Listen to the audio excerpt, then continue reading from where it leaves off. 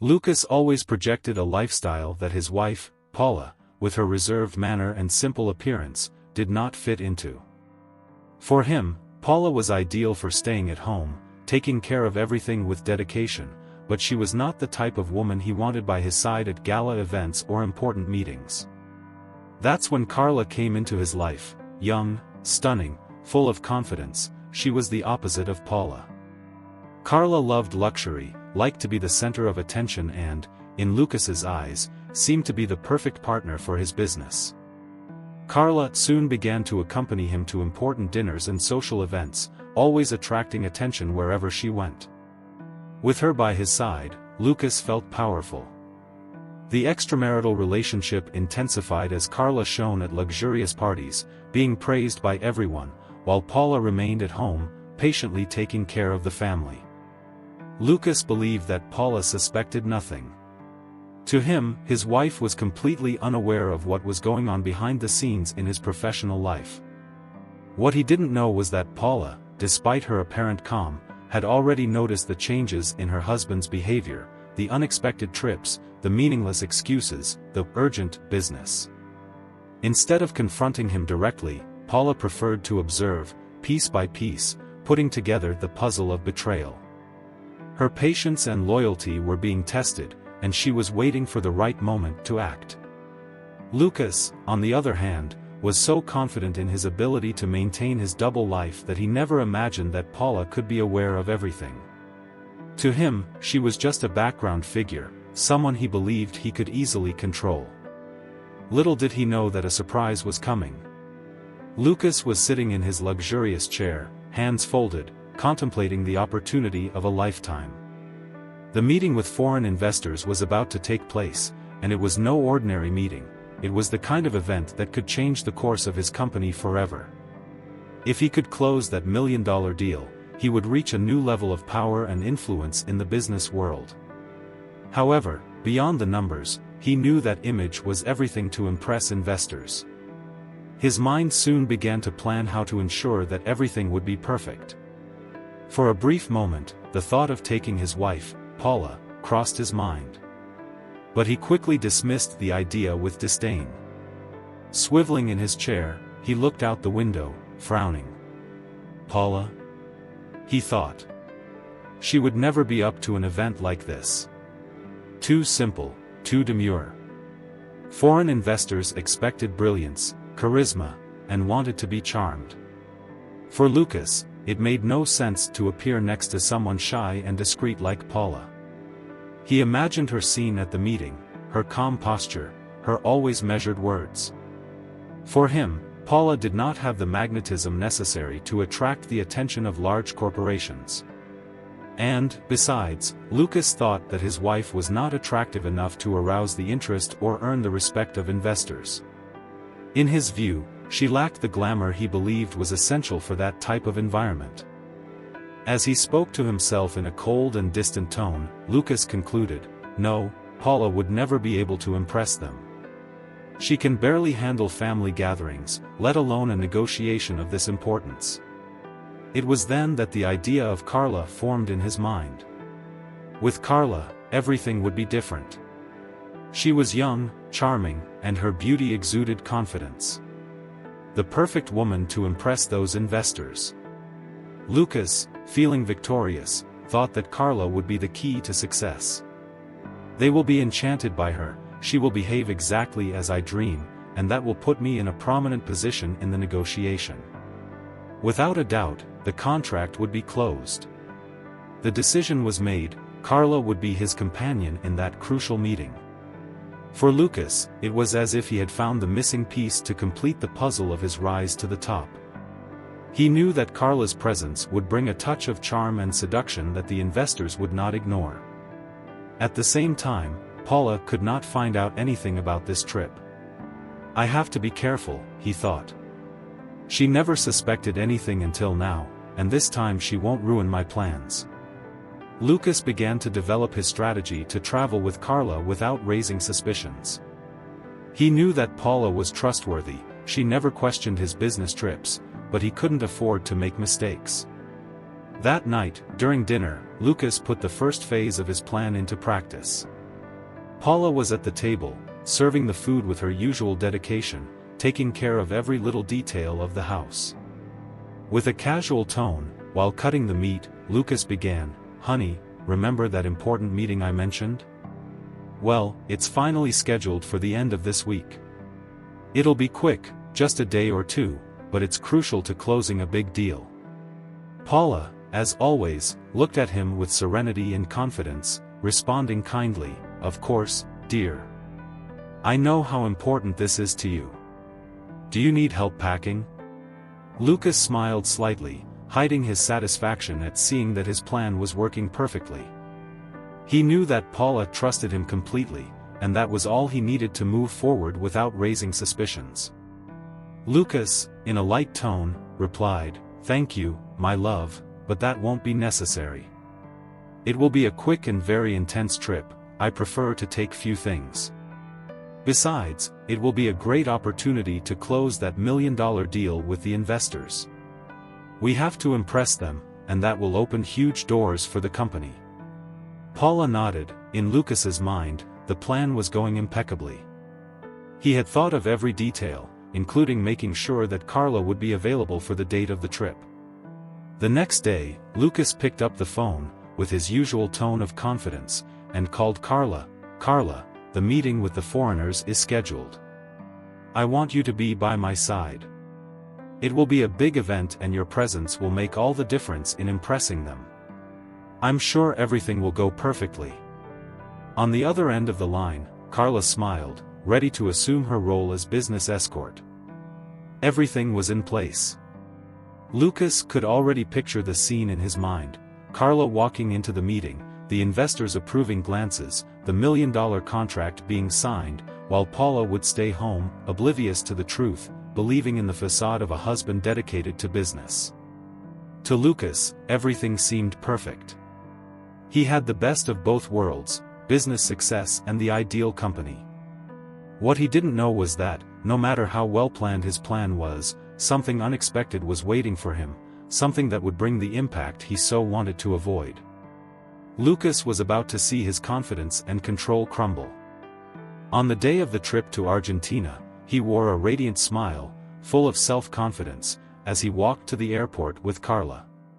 She attracted everyone's attention, stunning in an elegant dress that accentuated her curves, with an air of sophistication that Lucas believed was the key to impressing the investors.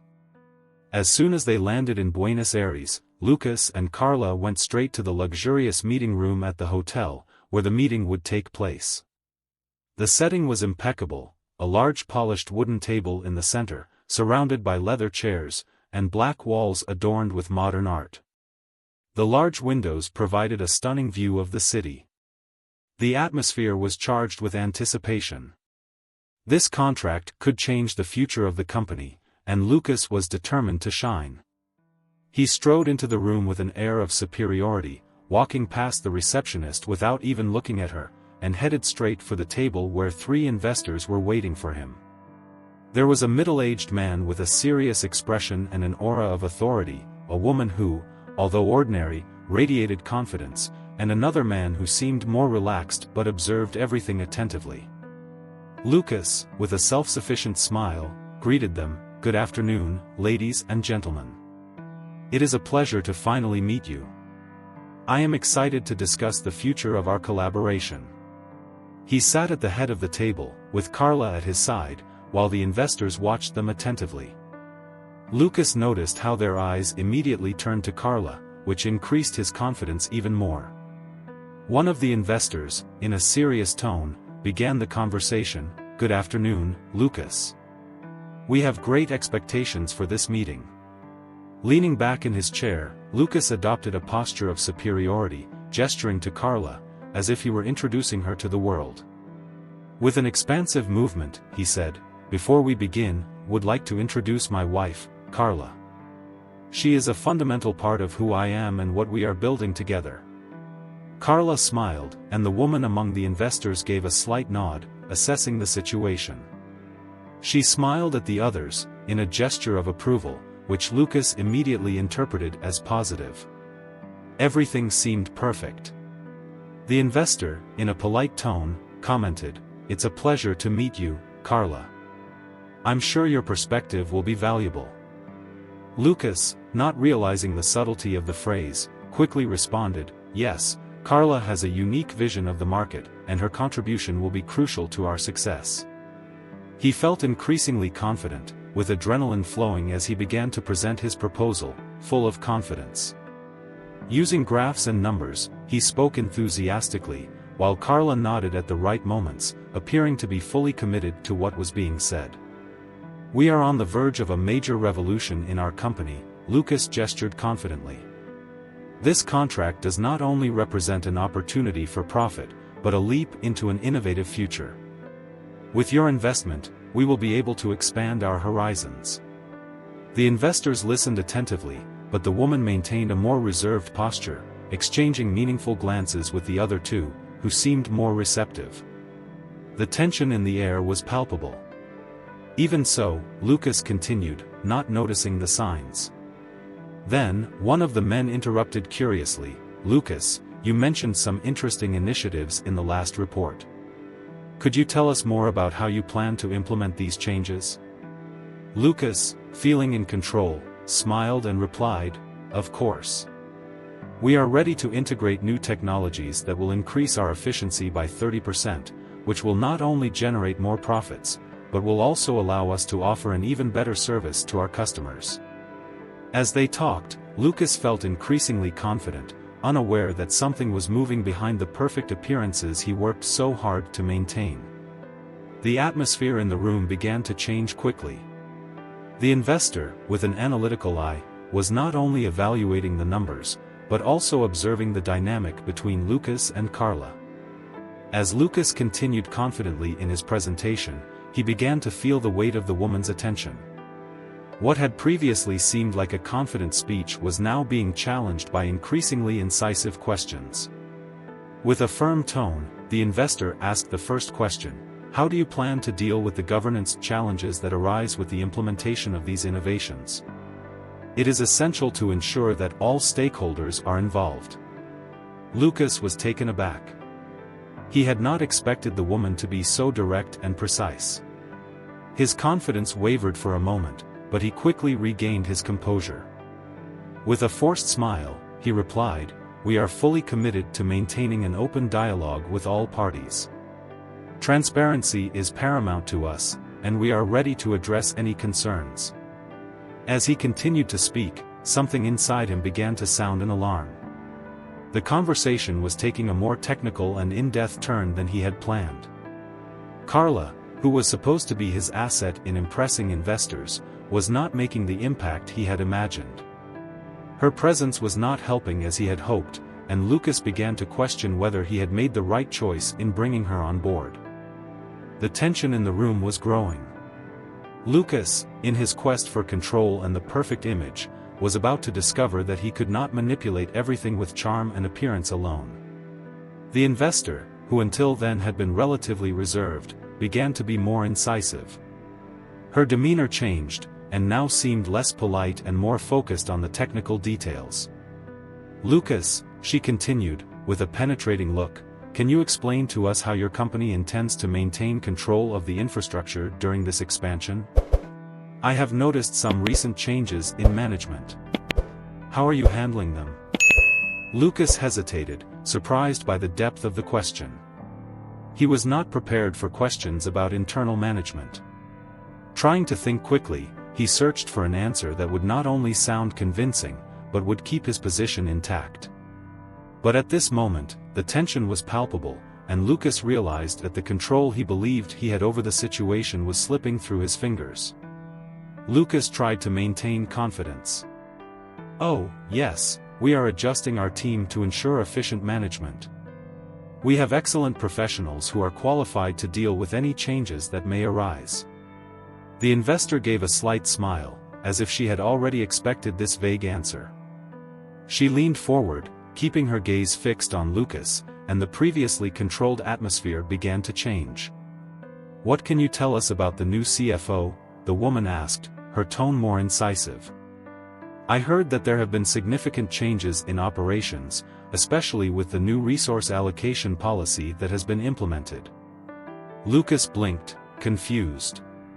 How did she know about the recent hire? He had not yet become deeply involved with the new director, and these operational changes were being managed by his subordinates. That detail made him uncomfortable. Stuttering, Lucas tried to maintain control. Yes, of course, we are aligning our strategies. Everything is under control. Carla looked at him with a worried expression, suggesting that something was not right. Lucas's smile began to fade, and he felt a chill run down his spine. This investor was no simple negotiator, she knew too much. Suddenly, the woman leaned in a little closer, her tone casual, almost provocative, and slowly pulled off a wig that slid smoothly off, revealing the dark, wavy hair of Paula, Lucas's wife. He could never have imagined seeing her there. Paula removed her glasses and discreetly wiped away the heavy makeup that disguised her familiar features. "Surprise, Lucas?" Paula said, her voice calm but sharp. The shock hit Lucas like a punch in the stomach. His heart raced, and he was completely paralyzed. It was as if the ground had disappeared beneath his feet.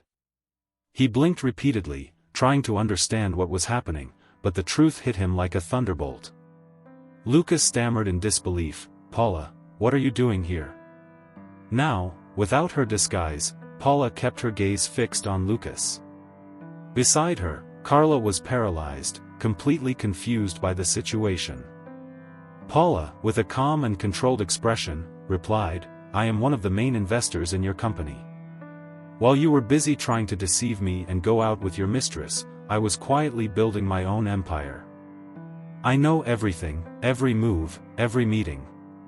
Now, I have a significant part of your business." Lucas felt his face heat up. His mouth opened and closed several times, but he could not find the words.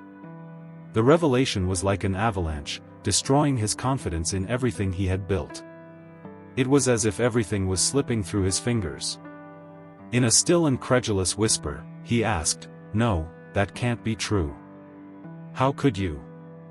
With a superior laugh, Paula added, "You really underestimate me.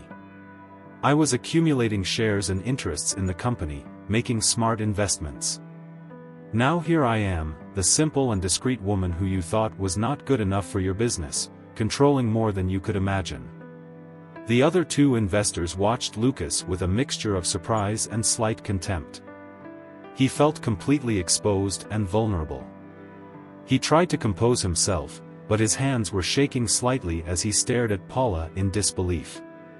Lucas, struggling to regain some control, asked, "But why, Paula? Why did you do this?" "Oh, so we're married, right, Paula?" he said, with a touch of irony. "It seems that sometimes we forget that." Paula answers, "And as for the CEO, well, you should pay more attention to what's going on in your own company. While you were worried about keeping up appearances and betraying me, I was planning my own future." The silence in the room was deafening. Lucas looked at Carla, expecting some kind of support, but she was frozen, unsure of how to react. Lucas's face was tense and his sweaty hands revealed that he had completely lost control of the situation. His voice trembling, he pleaded, "Paula, please, can we work this out? I can change things, it doesn't have to be this way." Paula, cold and merciless, replied, "You betrayed me and despised me. You thought I was just an object in your life. It's too late for regrets now. I'm in control, and you'll have to face the consequences of your actions." Lucas sank into his chair, feeling the weight of the world crumble over everything he had built. His image of success was crumbling before his eyes. What was worse was that the person he had always underestimated and belittled, the one who truly cared about him, was now bringing him down. As Paula and the other investors watched in silence, Lucas realized that his arrogance had blinded him. He believed he controlled everything, but now he saw that the one who had truly been in control all along was his wife. Unlike him, she knew how to play the game perfectly. After the initial shock, Lucas was still trying to process his wife's presence in that meeting room. Paula remained calm, as if all of this was part of a meticulously orchestrated plan.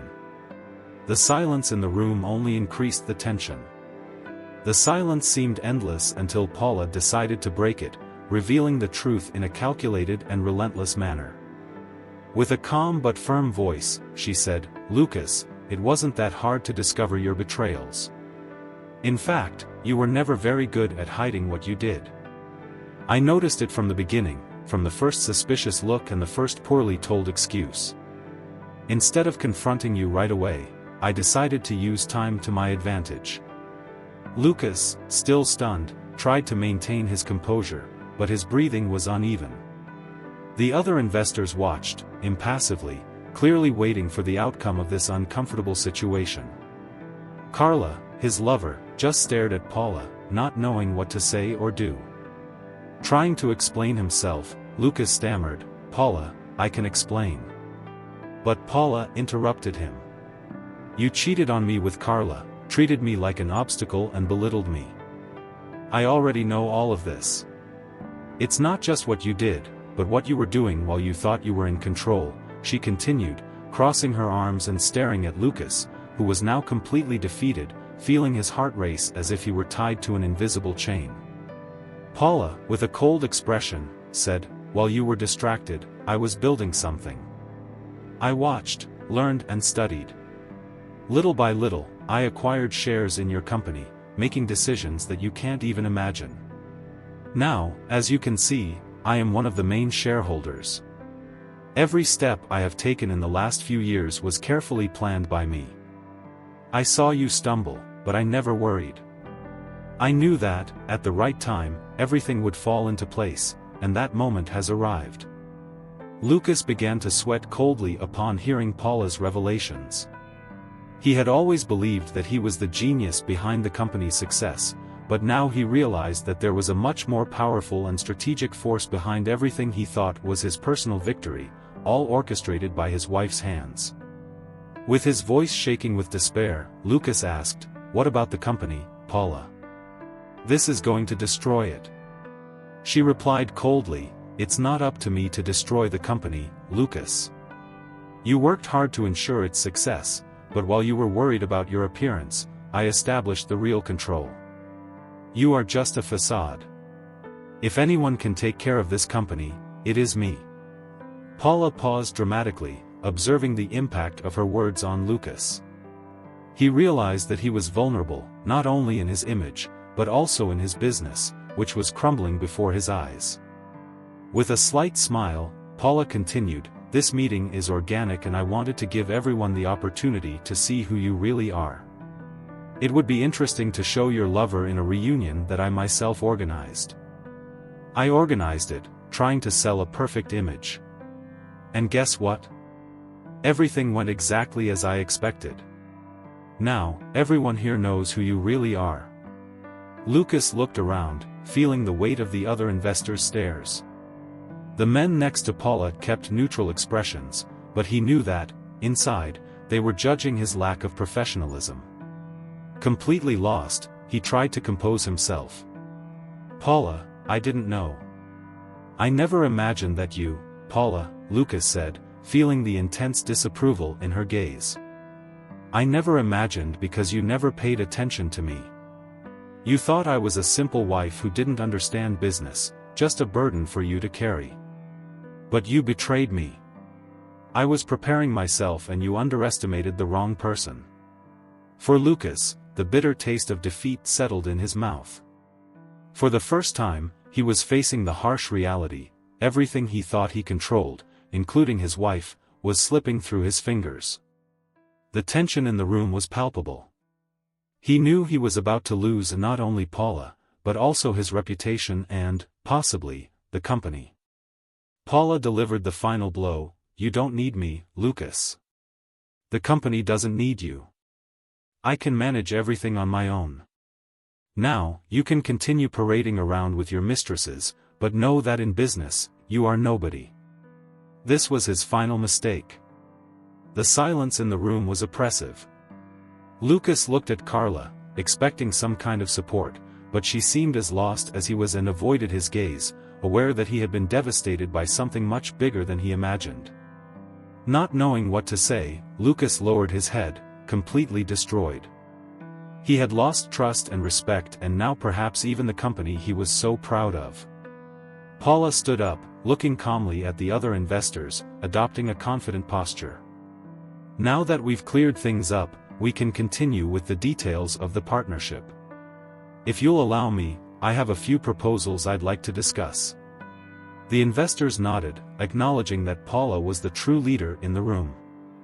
Lucas, for his part, remained silent, aware that everything he had built, both personally and professionally, was in ruins. A feeling of helplessness invaded Lucas, who felt like a wreck. He knew that from that moment on, he would be just a spectator of his own downfall. Silence dominated the meeting room as he sat, staring into space, processing the overwhelming weight of the situation.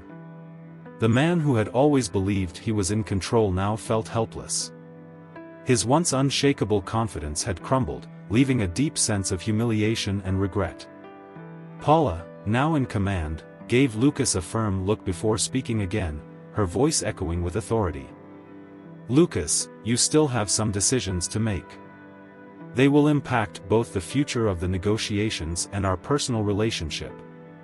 I'm not going to solve everything here and now," she said, pausing and looking him straight in the eye. With a cold but ironic tone, she added, "It's good for you to think about all this." Lucas wanted to speak up, but his throat was dry and the words wouldn't come out. He knew that any attempt to fix the situation at that moment would be in vain. Paula was in control of the business and her own life. Carla realized that her place had disappeared in that scene. The weight of reality bothered her, and she glanced quickly at Lucas, but he didn't notice her presence. He was just a defeated man, a broken reflection of what she thought was a reliable partner. Silently, Carla got up from her chair, moving quickly to leave the room, avoiding any glances from the investors or Paula. She knew that her presence there was irrelevant and that, in a few minutes, she would be forgotten by everyone. Paula watched Carla leave, but didn't pay any attention. In the end, she was just an insignificant piece in the big puzzle that Paula had put together. Her strategy regarding Lucas had been carefully planned over the years.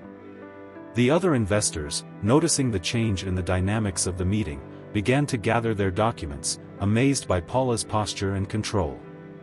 They gave each other respectful looks, acknowledging that any decision about the partnership would be hers. With a slight, confident smile, Paula turned to them. "Thank you for your patience," she said, reaffirming her position as the true leader of the room. "We will contact you immediately to discuss the next steps. We believe that everyone is eager to see the company prosper with the new decisions." One by one, the investors began to leave the room, and the soft sound of the doors closing marked the end of that reunion that should have been a moment of glory for Lucas, but which turned into his greatest defeat. Paula took one last look at Lucas, who was still sitting in the chair, his trembling hands resting on the table. He seemed to have aged in a few minutes, dejected by the devastating revelation. With a firm tone and without showing emotion, Paula said, "Know that my decision has been made. It is time for you to reflect on your mistakes." After that, she turned and left the room, leaving Lucas alone.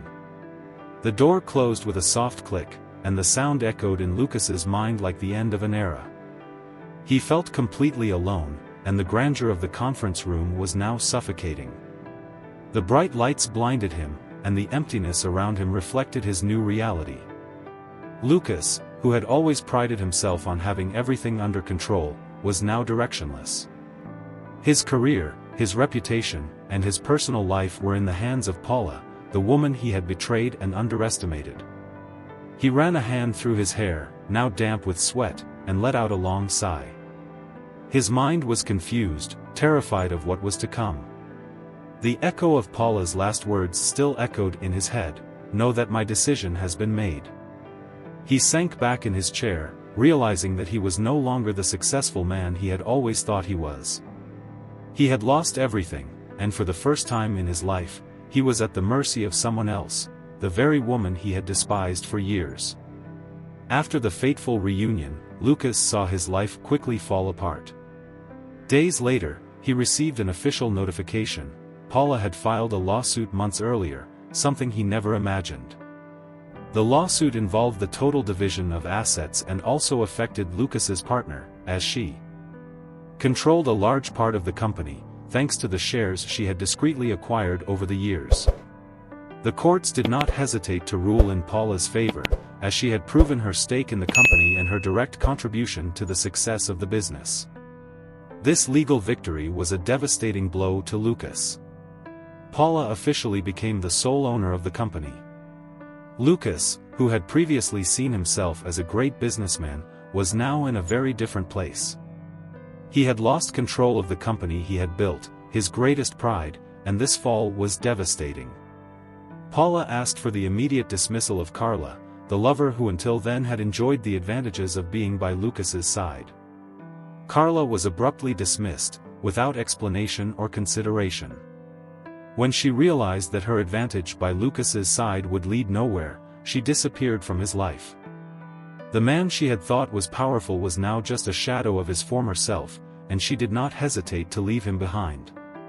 Lucas was completely unprepared for this turn of events. In addition to losing his job, he also saw his reputation crumble.